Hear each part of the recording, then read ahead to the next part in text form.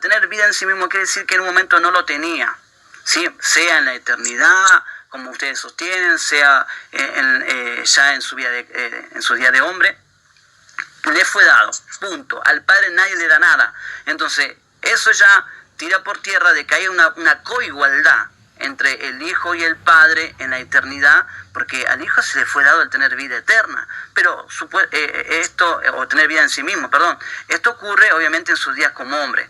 Entonces, el único Dios viviente que se pudo haber manifestado en carne es Dios el Padre. No existen tres personas en la deidad. No sé si eso le ayuda en su pregunta, ¿no? Está muy bien, está muy bien. Vale. Última pregunta, señor Luna. Sí. Usted dijo que el Padre fue encarnado. Luego dijo que, anteriormente a esto, dijo que el verbo, el logos, no es una persona. La pregunta es, ¿el Padre es impersonal? ¿Cómo va a ser impersonal el Padre, estimado Leo? El Padre es una persona, le vuelvo a decir. A diferencia de otros unicitarios que creen que Dios no es una persona, yo creo que Dios es una persona. ¿Sí? Existen personas humanas, existen personas angelicales, y hasta aún los animales es identificado como una persona, ¿verdad? Según algún estudio científico. Pero, por supuesto, Dios es una persona divina, la única persona divina que se pudo haber manifestado en carne, siendo hombre, sin dejar de ser Dios, y por eso Jesucristo puede decir que es el primero y el postrero, según Isaías 44:6, 48:12, es el primero y el postrero, y es el mismo referente que se utiliza en Apocalipsis 1:17 y 18. Ahora, si usted me puede a mí mostrar que aparte del Padre hay otro que se llama yo el primero, yo el postrero, siendo el Hijo, siendo el Espíritu Santo, estaría bueno que usted lo comparta, mi estimado Leo. Sí, el Padre es una persona, no es impersonal. Muy bien. Gracias. Bien, Leo, muchas gracias por su amabilidad. Voy a comenzar con mis 10 preguntas. ¿Me escucha, estimado Leo? Sí. Muy bien. ¿Puede usted darme la definición de logos según Juan 1:1?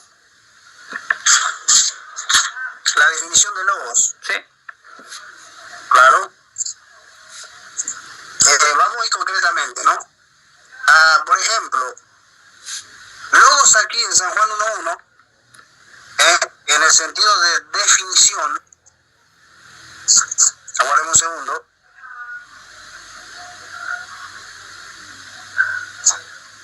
Etimológicamente es palabra. Es palabra, ¿verdad? Algo dicho, pensamiento, ¿sí?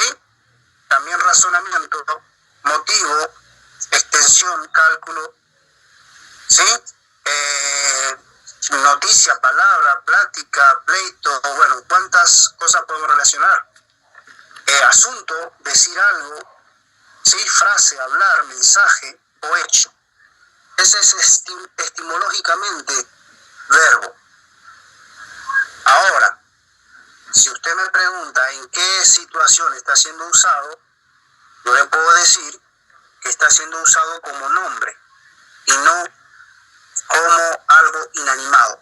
Por lo tanto, mi respuesta es, verbo etimológicamente significa eso, pero Juan no lo está usando como algo o una situación de lenguaje. Esa es mi respuesta. Ok. O sea, quiere decir, si usted dice que he utilizado como nombre, quiere decir que en la eternidad había, en la eternidad antes de Juan 1:14, no después de Juan 1:14, porque usted me puede citar Apocalipsis 19. O sea que le estoy hablando de antes de Juan 1:14. O sea que en la eternidad usted me puede dar un texto que muestre que había un Yahweh que se llame Logos. Un Yahweh que se llame Logos. Sí. Bueno, vamos a ir al texto inicial, ¿no? San Juan 1:1. Nótese que ahí dice, el verbo era Dios, ¿sí? Y si mi argumento se basa en que es el nombre, ¿ok? Que es el nombre del logo, bien digo, logos es un nombre, entonces el nombre de ese ser divino, pues era ese, ¿ok? Y estamos hablando antes de encarnarse. Etimológicamente sí significa mensaje, palabra, hecho, pero nosotros los trinitarios argumentamos que ese es el nombre dado al Hijo, al divino, al ser divino. Precisamente ese Hijo, ser divino, ese es el que tiene los atributos y tiene como nombre Logos. Es el nombre de él. Y por eso en Apocalipsis, aunque usted no lo quiera aceptar, es el nombre divino. Y su nombre era el Verbo.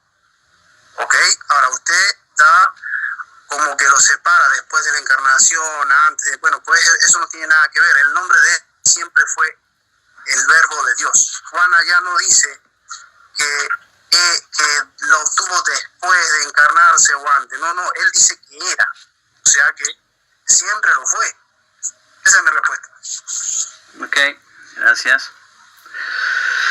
Bien, ahora, si la persona logos es la expresión, la voz, usted dijo que logos significaba todas esas cosas, ¿está de acuerdo conmigo?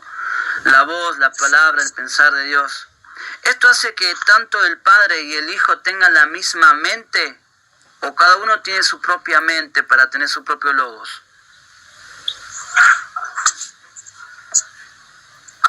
A ver, no entiendo mucho la pregunta. Si la persona logos, ¿sí? El sujeto logos, usted cree que es la segunda persona, es la expresión, es la voz, es la palabra, el pensar de Dios. Esto hace que tanto el Padre y el Hijo tengan la misma mente, o cada uno tiene su propia mente. Bueno, vamos a repetir lo de la pregunta anterior, ¿no? Etimológicamente, sí, logos es un pensamiento, es una palabra, sí, pero acuérdese del argumento, que luego que se encarna, ya San Juan nos dice que el logo fue hecho carne. Por lo tanto, un pensamiento no se puede encarnar.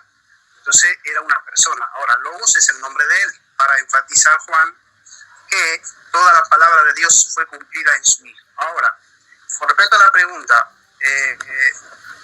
no tienen la misma mente, no, porque cada uno tiene su personalidad distinta. El Padre tiene su personalidad, el Hijo tiene su personalidad, y esto se ve muy claro cuando Jesús, estando en la tierra, dijo: Padre, si es posible, quita de mí esta copa para que yo no la beba, ¿verdad? Pero no sea mi voluntad, sino tu voluntad. Ahora usted puede decir, bueno, eso fue después de la encarnación, pero acuérdense que yo le dije que un espíritu no tiene nada que ver con la materia. O sea, una persona no necesita de la materia para ser persona. Esa es mi respuesta.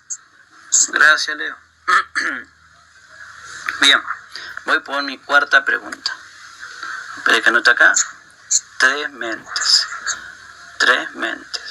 Ya. Tres mentes. Bien. Mi cuarta pregunta es,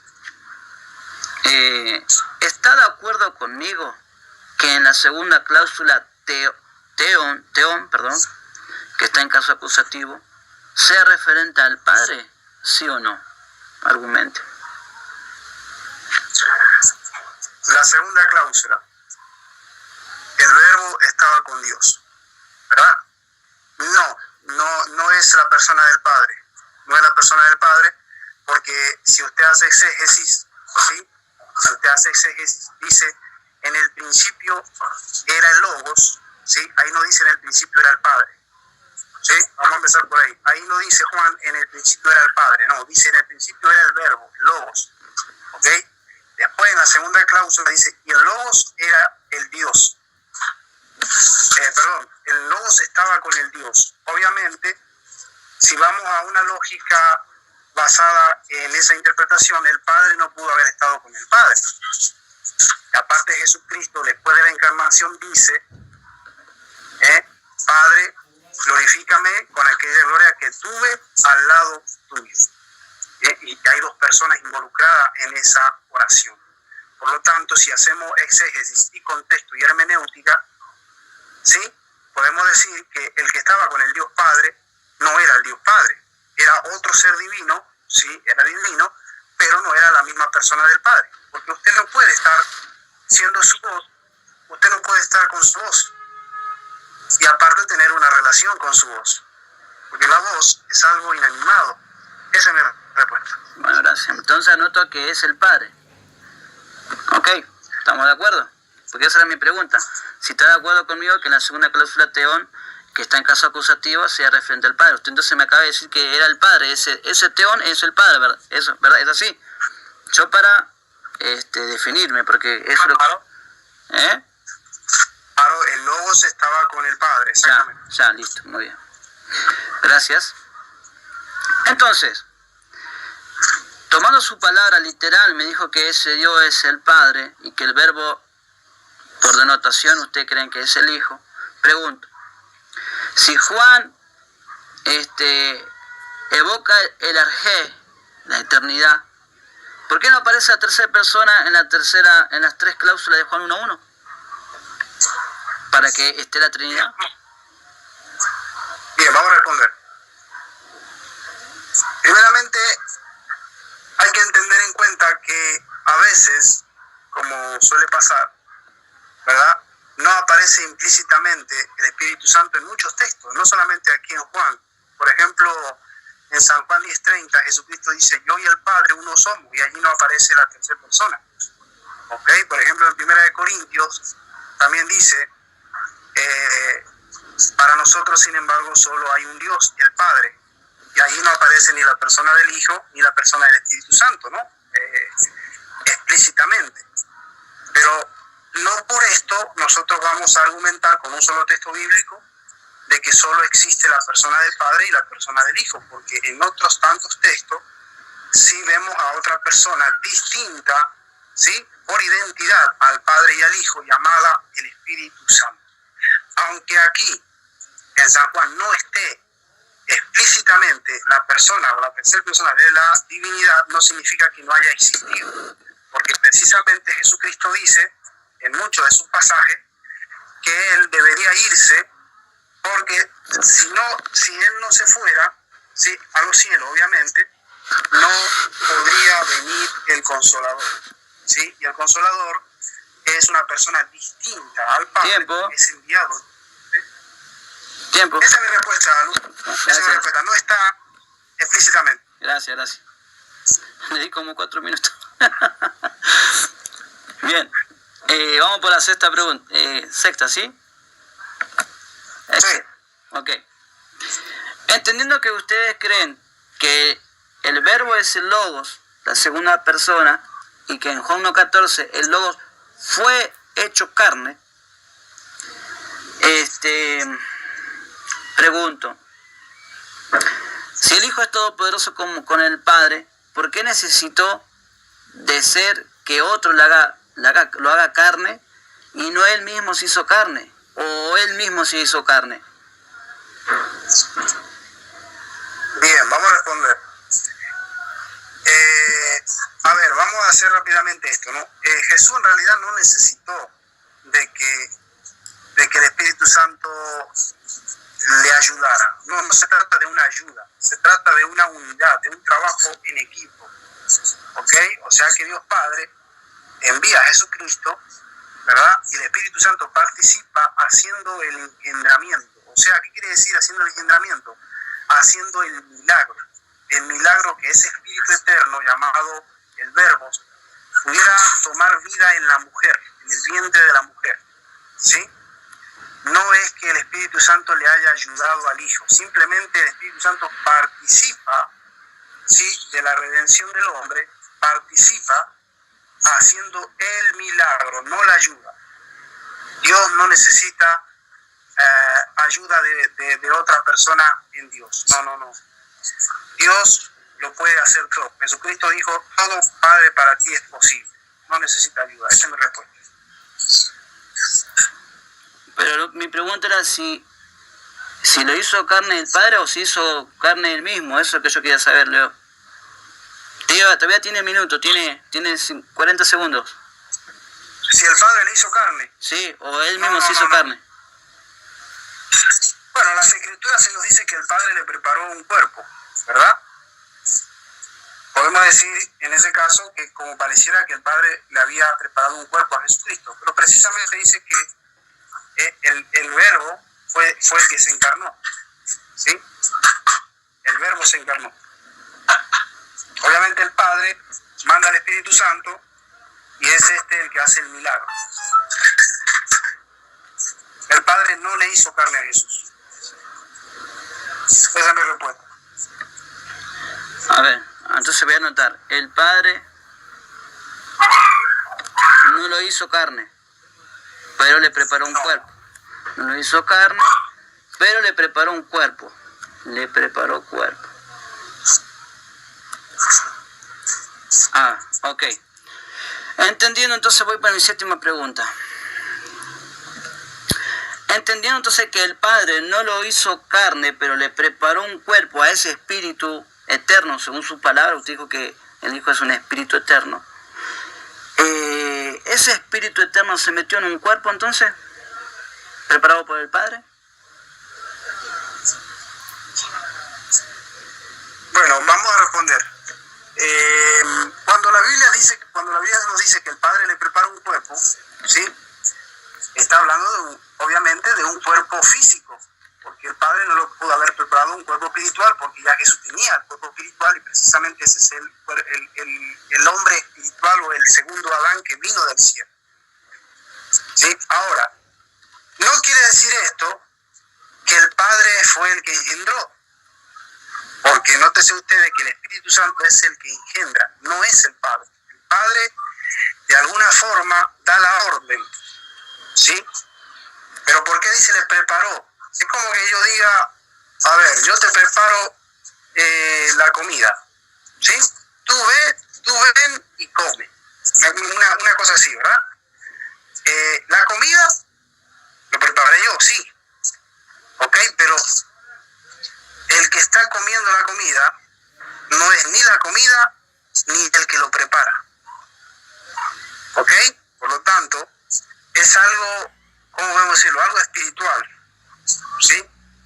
El que entra en el cuerpo no tiene materia, eso es cierto, pero sí tiene un cuerpo espiritual. Y entra en un cuerpo físico. Esa es mi respuesta. Ok, gracias. Entra en un cuerpo. Entra en un cuerpo. En un cuerpo.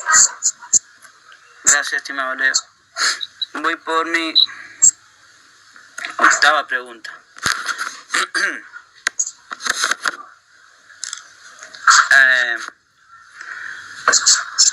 Entra en un cuerpo. Wow. En Isaías 48, 12. Vamos a Isaías 48, 12 al 13 y versículo 17. Pregunto: ese yo que creó los cielos y fundó la tierra, que está en el versículo 13, ¿es el mismo del verso 17 a nivel personal o son diferentes? ¿Puede decirme quién es? Vamos a responder. Vamos a entender algo muy importante, ¿no? Sobre las cuestiones o las palabras o los capítulos del Antiguo Testamento. En el Antiguo Testamento muchas veces no se revela identidades.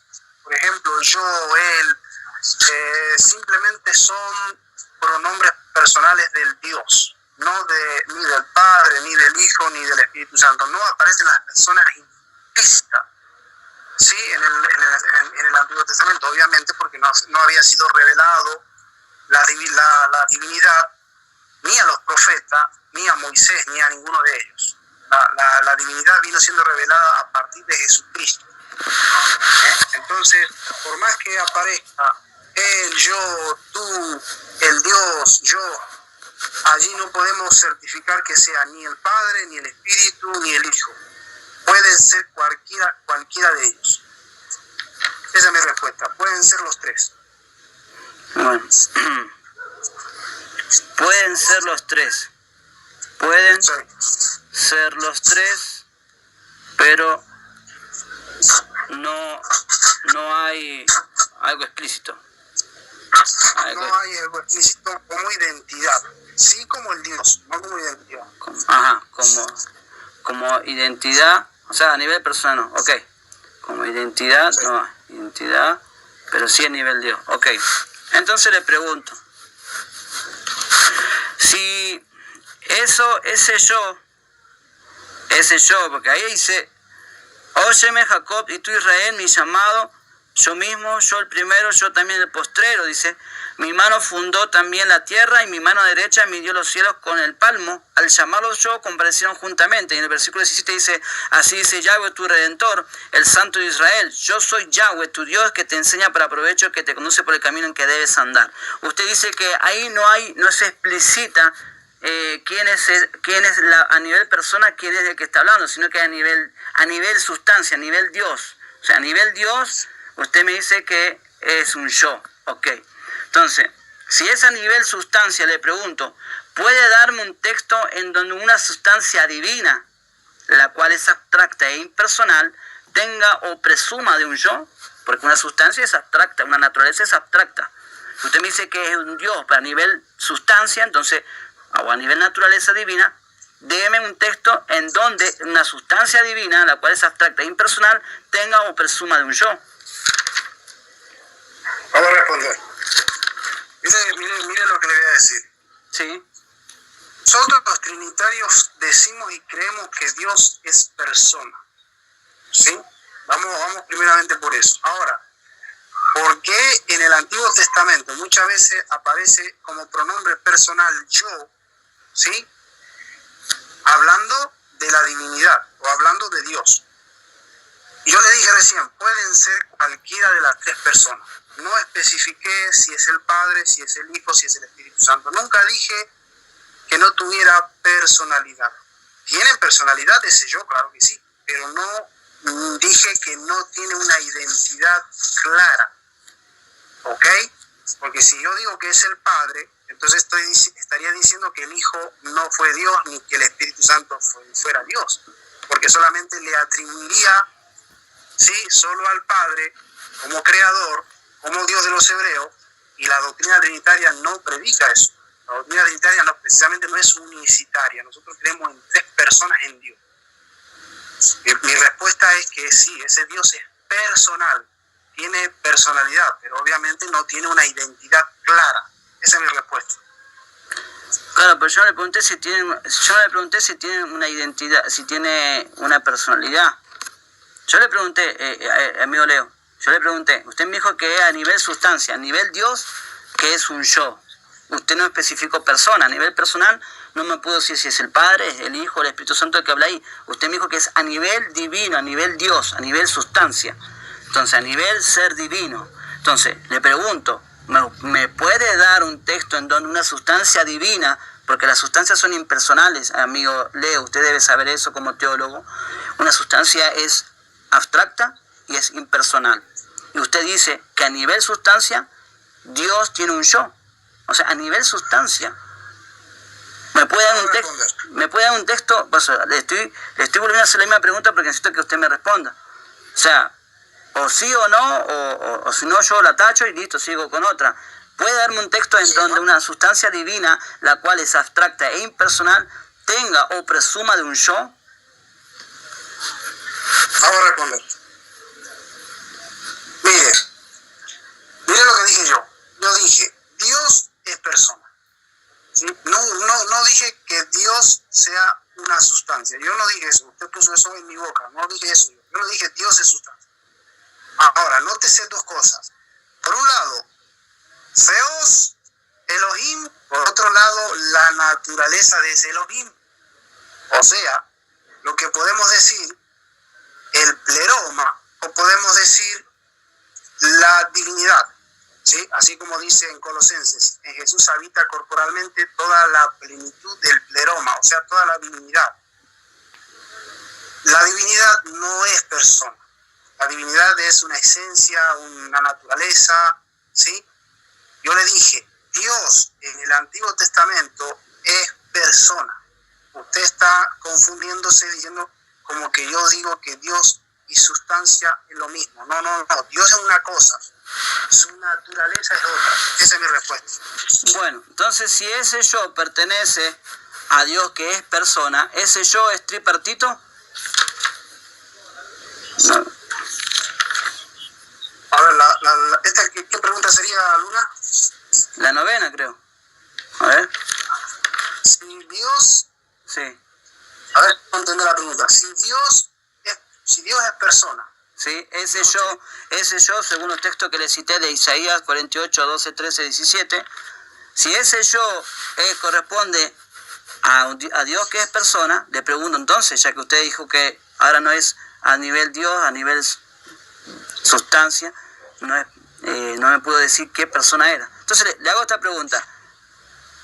Si ese yo corresponde a Dios que es una persona, ese yo es primera persona singular. ¿Ese yo es tripartito? O sea, ¿corresponde a tres personas ese yo? ¿De ese Dios? Vamos a responder. Primeramente, cuando yo digo que Dios es persona, no estoy diciendo que sea una sola persona. Cuando yo digo Dios es persona, estoy diciendo que tiene personalidad. Y voy a aclarar esto. Una cosa es tener personalidad y otra cosa es ser una persona.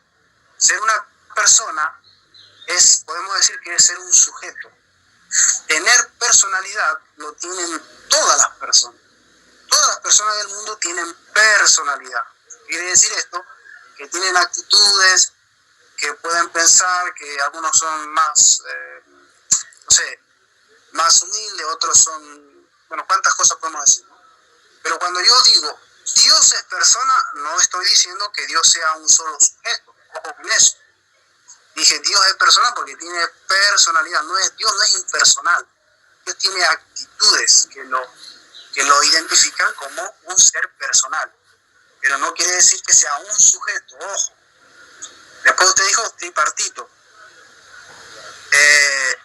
Si son tres, ¿cómo fue esa pregunta? Claro, yo no, sí. Es que usted se va, mi estimado. Mi pregunta era sobre Isaías 48, 12, 13 y 17. Ubíquelo para que usted me pueda responder. O sea, ese yo, el yo que está hablando ahí, usted me dijo que ya... Son tres. Sí, usted me dijo que usted me dijo que no puede identificar qué persona es. Sí. Sin embargo, me dice que Dios es persona. Entonces, si no puede identificar qué persona es y Dios es persona, entonces, ¿ese yo corresponde a las tres personas?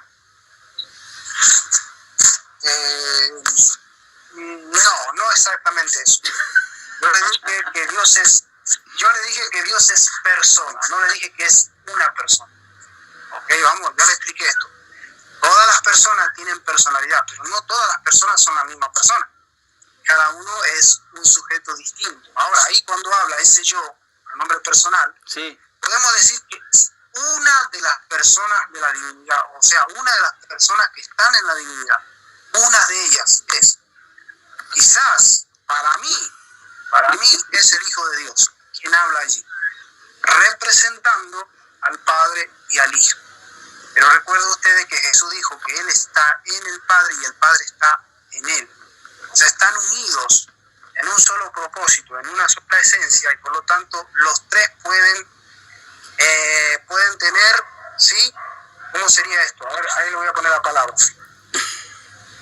Pueden compartir opiniones, o sea, es como que usted y yo formáramos un grupo y usted habla por mí, pero yo estoy de acuerdo con usted. Esa es mi respuesta. Gracias, estimado Leo. Formamos un grupo, ya. Listo. Bueno, hermano. Buena raíz. Leo, comience con sus 10 minutos de argumentación. Bueno, vamos a terminar aquí el tema porque se hizo bastante largo esta pregunta. No sé cómo va a salir esto, espero que quede grabado, mira. Estoy pidiendo que quede grabado. Bueno, vamos a ir rápidamente. Vamos a aclarar este tema muy importante que recién usted me estaba preguntando, cómo en el Antiguo Testamento muchas veces aparece el pronombre personal yo, él, y por qué muchas veces algunos no entienden estas cuestiones, ¿no? Está con su minuto de argumentación, Leo, ¿eh? Sí, ya estoy terminando con esto, ¿ok? Ah, bueno, tiene 10 minutos. Sí. De refutación, perdón, no argumentación. Refutación, perdón. Bueno, ya estoy en eso. Ah, bien. Estoy en eso. Sigo. Porque muchas veces los unicitarios, y sobre todo los unicitarios, ¿no? Presuponen, porque eso es una presunción, de que cuando Dios en el Antiguo Testamento hablaba en un sentido como de primera persona, o a Dios muchas veces se lo pone como pronombre, yo, él, tú, y todas estas cuestiones epistemológicas, podemos decir que pareciera que es un solo sujeto, ¿verdad? Muchos unicitarios argumentan esto, ahí está Dios, ese es el Padre. Y te preguntan a ti, ¿y dónde está la persona del Hijo ahí? ¿Y dónde está la persona del Espíritu Santo? Si ahí se dice yo, en primera persona. Bueno, precisamente eso está presuponiendo algo que no lo puede probar. ¿Por qué? Porque no siempre yo, él, se debe a un sujeto, ¿sí? O sea, a una persona, ¿sí? Está hablando como el Dios, Yahweh, Jehová, es uno, sí, pero en la revelación progresiva de las Escrituras y sobre todo en el Nuevo Testamento, ya no vemos a un solo sujeto en la divinidad. Entonces sería muy contradictorio decir que Jesucristo inventó una nueva teología, porque Jesucristo en el Nuevo Testamento nunca dijo ser el Padre. Jesucristo nunca dijo que el Espíritu Santo era Él mismo y que Dios Padre era el mismo Espíritu Santo y el mismo Hijo, para tratar de coordinar con los pasajes del Antiguo Testamento que no nos aclara quién es la identidad que habla. En algunos casos sí. Por ejemplo, el ángel de Jehová es el Hijo de Dios. ¿Ok? Podemos identificar a una persona, pero tenemos que hacer una construcción gramatical para llegar a qué persona era la que estaba hablando. No podemos decir y argumentar que era el Padre, que siempre el Padre hablaba cuando Dios hablaba en el Antiguo Testamento, ¿verdad? Por un lado eso. Por otro lado, hablando sobre el verbo, sobre Juan 1:1, el señor Luna se contradijo mucho. Nótese, el señor Luna se contradice, porque Luna dice, primero dijo, el logos era un pensamiento, una idea, un plan que estaba en la mente de Dios y luego se encarna. Pero después dijo que era el Padre. Y en su primer argumento dijo que el pensamiento, que la voz, que como le quiera